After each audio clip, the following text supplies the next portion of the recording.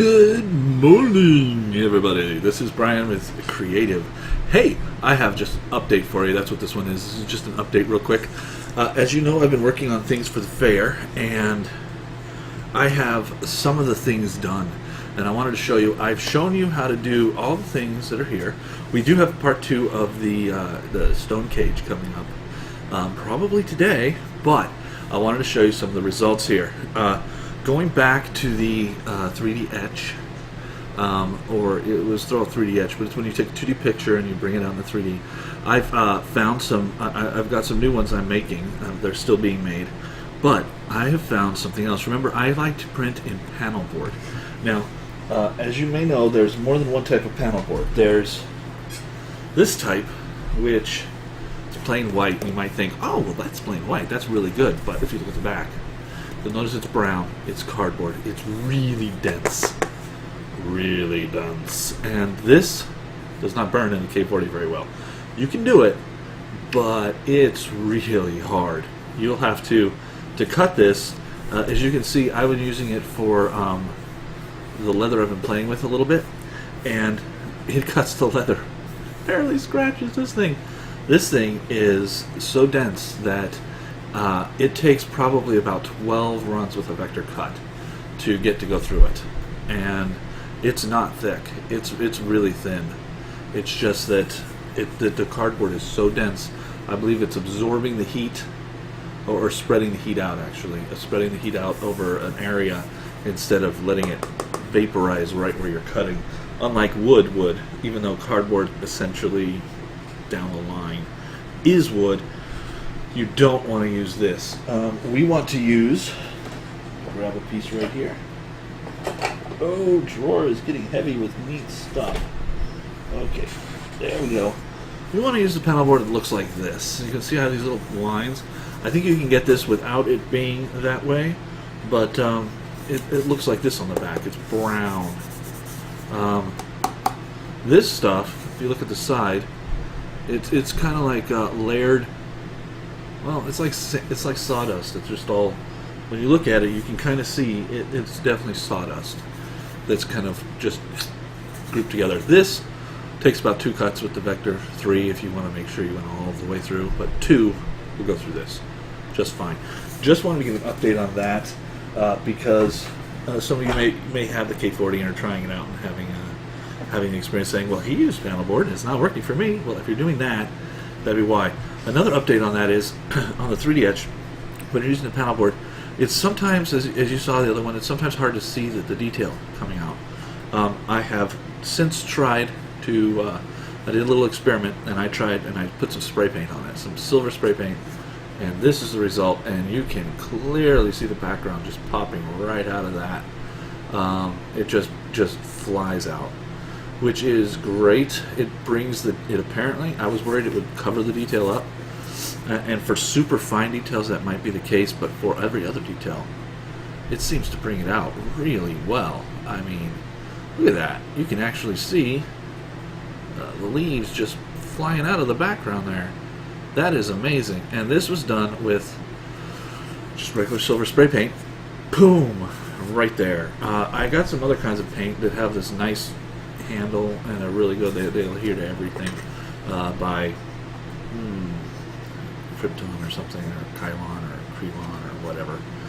Anyway, it's really thick and it's very, very slow to dry, whereas this stuff is very quick. The other stuff stays sticky for a while, and I'm thinking that even though it adheres to plastic, you probably don't want to use it on 3D printed parts either, because it tends to melt them a little, and that's good and bad, but mostly just bad. So let's go on to the 3D cage. This was an example of it, but it came out pretty good. And here we have the chain. Would you like the chain? It's a chain. Oh, yes. But there we have the 3D cage with the stone inside. And this is the small one. Yeah, that's a small one. This it came out really, really, really well. I'm very impressed with it. I'm just going to set it back here on the tripod. And then I have another one like that. Again, this is one of these small ones. There's another one. Yeah. See, this is what you've been hearing in the background of the last video, I'm sure. when I've been printing all of these. And yeah, let's put that one back there too. Slide it on back there. Oh, here's yet another one. I have 3 of these done, that's why I gave you to see 3. And there's the other one. Yeah, this stone sitting inside of it. Very, very pretty. It looks very fancy. This one I believe is the lapis lazuli. Yes, it is. Very nice. Okay, let's slide it over here. Then I have these are larger ones, like the moonstone and the tiger's eye. The rocks were very big. It's got a silver chain, and it's got a much, much larger stone. Yes, look at that stone in there. That's a big, it looks like a marshmallow. A semi-clear marshmallow that you probably wouldn't want to eat. But a marshmallow, and you wouldn't want to eat that anyway, it's a rock. But it sits pretty nicely on your neck. There, nope. There, see? It sits there. It's kind of large, but you know the rock is pretty big. I didn't want to score the rocks or put holes in the rocks to do this. I wanted them in their natural form, but I wanted to hold them. And so I put them in this little cage. It's like a little bird cage. Very nice as well. I think it's very fancy. It's very unique. I've never seen anything like it. Here we have the tiger's eye. Yeah, the tiger's eye located right inside its cage. You can see it just spinning around there, so you can't get any detail. It's in there, believe me. Don't see that? Now you'll notice that on the bottom of every one of these is a magnet. That magnet's going to be holding onto the platform so that it, you set it on there, it doesn't move. It'll stay solid. You see, I can use this as an example. Another magnet. You see if I just, ooh, look at it move around. That's kind of cool, huh? It's because that's the negative pole. I'll do it the other way. Boom, right to it. And then, oops. And then it falls right off. What did I do wrong? Oh, I apparently didn't connect to this chain strong enough. One of the things I noticed about this silver chain is that it is very, very, very, very small. I think the picture really blew it up a lot. And when I got it, it was just, oh, you can see just how teeny this chain is. My goodness. But that's okay. I can just put it back in there. And I do want to say though that these things are fragile. If you follow along with my tutorial, I did make a couple adjustments that aren't on the video. I took out the n-gons and I put in actual vertex. That was because I didn't like how they were sitting on the bed. I know you might remember I made a comment about, hey, that looks a little weird sitting there like that, but I'm just going to go with it. Well, I ended up not going with it because I was having all kinds of adhesive problems when it was just holding on at 2 points. And my goodness, is this not small to see? You'd think I was, I wasn't blind. I got 4 eyes. I still can't see it. Oh, wow! I'll have to mess with that.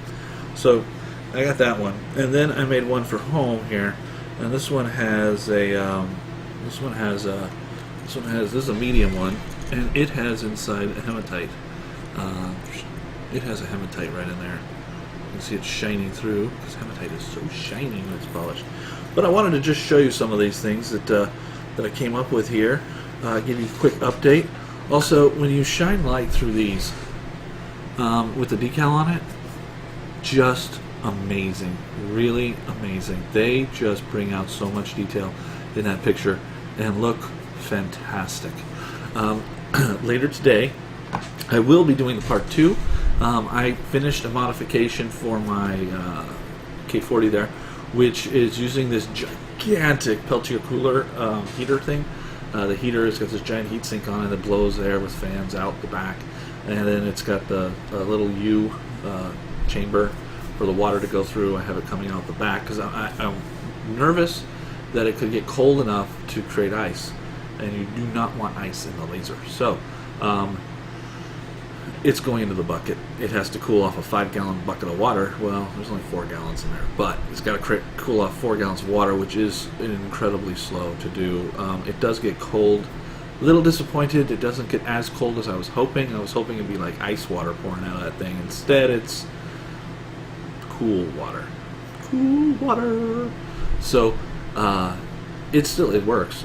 It's just slow. So I have to start it way in advance. Give it like an hour or so just to get going. Start cooling that water. The water, of course, in the bucket is at room temperature. And in the room temperature in here right now is, according to that thing, about 24 degrees Celsius. I have no idea what that is in Fahrenheit. Not offhand. It's probably like 70 something. So in here it seems like it's about 70 something. So it's currently cooling off, and I'm hoping it's going to get down below 20. I read somewhere that it likes to run between 15 and 20 degrees Celsius. So I'm hoping it'll go down below 20 and not sit at that 24. Well, that's not very far off. I'd rather just not burn out the laser sooner than later. I'd like it much later than sooner. So I have that. I finished that mod yesterday, and I put that on there. I did not make a video on it.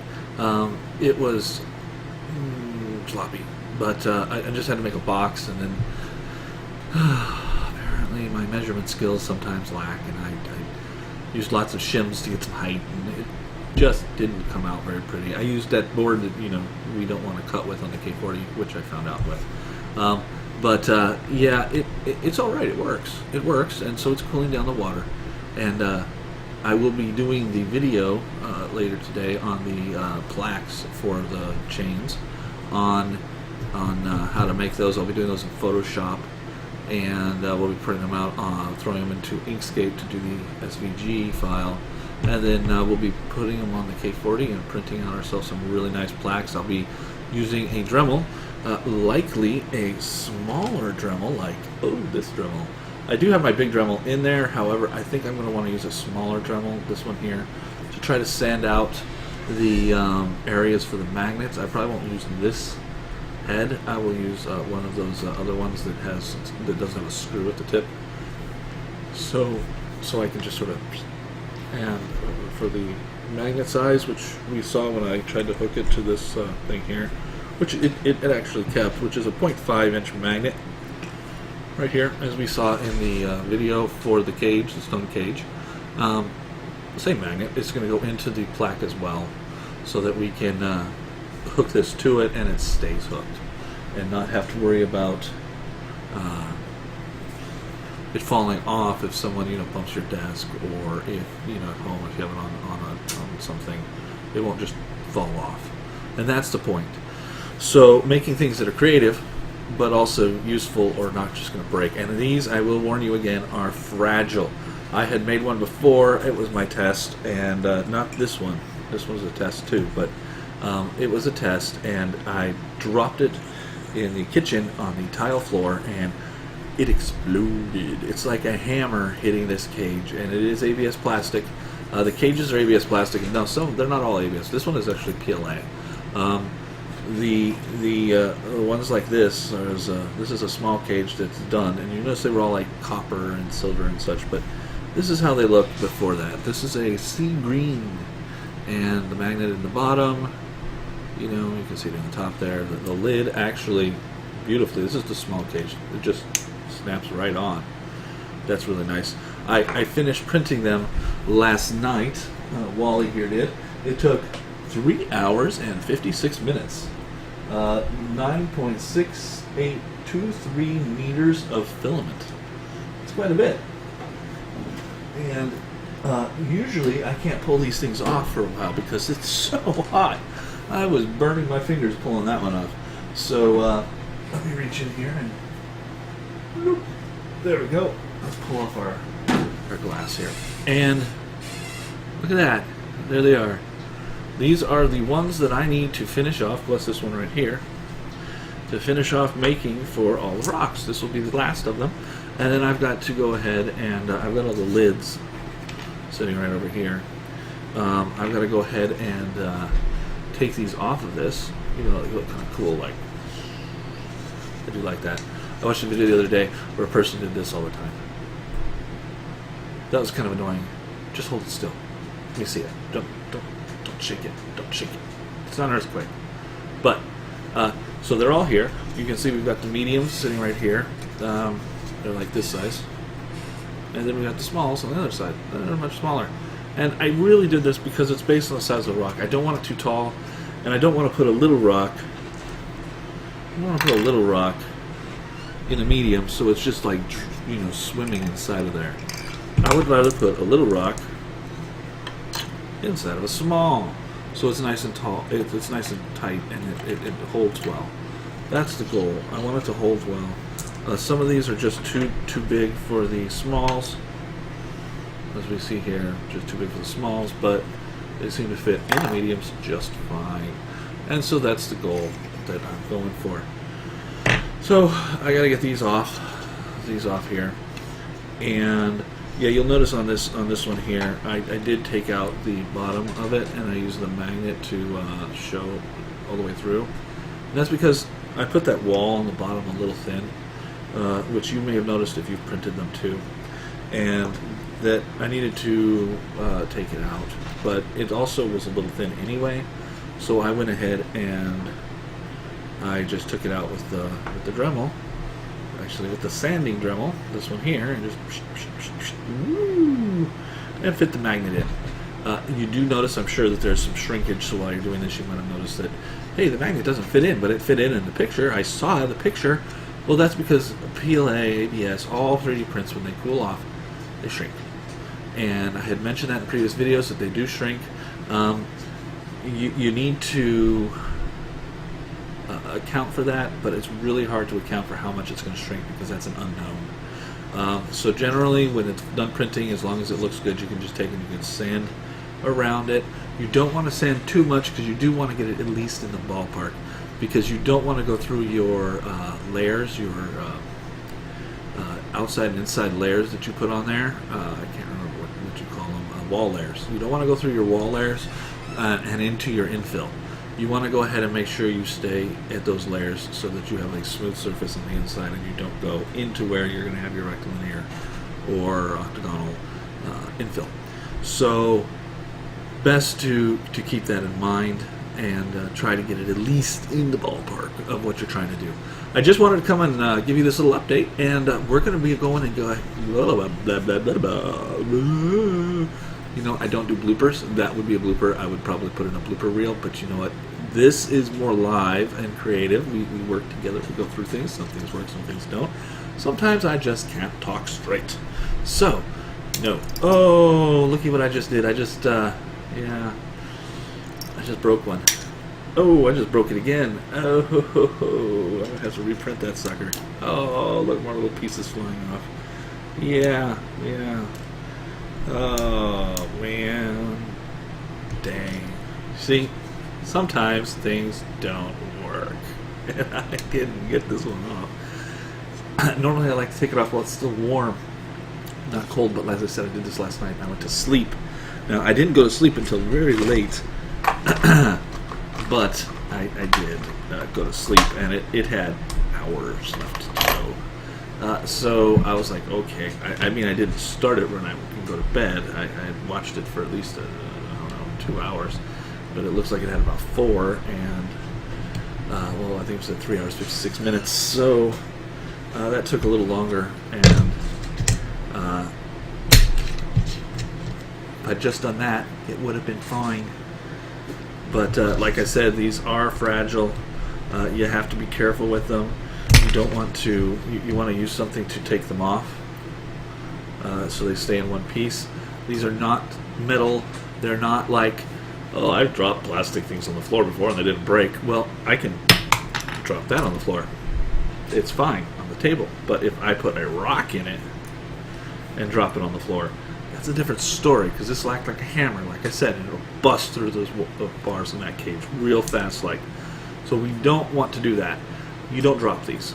So like you saw here, I'm going to really have to fix this chain, because I don't want someone to say, oh, thank you, I just bought this, and then boom, it breaks because the chain just gave loose. That would kind of suck. I would feel bad. So I'm going to have to fix this chain a little bit better and figure out why that little chain came undone. I think it's just because it probably just slipped through the little opening. I must not have closed it tight enough. Either way, I use a razor blade, as you can see. Dangerous way to do things. It's sharp. It's a razor blade, and I just try to get it right under the edge there. Some people use a spatula and other things. I use a razor blade since it's nice and close to the edge. It doesn't cause a lot of error on the bottom, and I just push it under there. I try to be careful so I don't break them, as I just did on that last one. I was hoping I could just pop it off, but I could not. So I'm going to have to print one small. One small takes me about 30 minutes. Pop. Ooh. This one, I might print a medium too, because as we can see, the bottom stayed on, but the top came up. That's your infill right there. That's what the infill looks like. That's a shame that did that. There's the bottom. Oh, now the bottom decides it wants to come right on up. Remember, this is an FDM printers that I use, and it does things in there. So look, there's the pretty smooth bottom that didn't come up with the top. How nice of it to stay. This is what happens when you do things overnight and it's cold in the morning. Some people have I've heard of some stuff that makes it do, when it's cold, the things just pop off the bed. However, I don't know what that is. I don't know what the stuff is. I haven't seen it. Whoa, flying off again. There we go. And this one, of course, perfect. So I'm gonna have to print one medium and one small. So we're looking at probably about an hour print or less. Perfect. And perfect. And I can go ahead and I can put this back in my printer. Back here.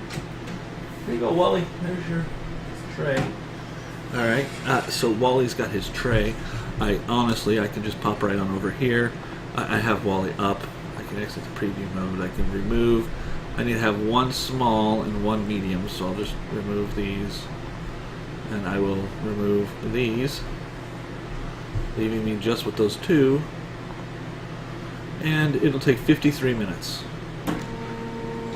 There you go. You hear him. He's right back there. He's doing his thing. And he's going to start heating up and begin the process of printing me the two more that I need, because I need to go paint all of these. I'm thinking I don't want to paint these ones at least with the... now this is a medium, and you might think, well, now you've got that left over, but I could save it for me at home if I printed another top. We'll see if I do that, or I can just use it as a nice little cup to hold my little bitty R2-D2. Ooh, that I can't hold on to anything apparently. That little bitty R2-D2 that I printed. He's about the size of a dime. I can put him in there. Oh no, he fell over. R2-D2 fell over. We've got a fallen R2-D2. So I'm going to go ahead and let you go. I've got that going to go printing. I've got to get on that next video for you all. I would like to get it out to you today. I know there wasn't many during the week, and I hope to make that up next week, where I do have quite a few videos for you all. But for right now, I'm going to say adios, and always, let's stay creative. Not let's get creative, because we're not going to go get it right now. Well, I am, but maybe you are. So, hey, let's get creative.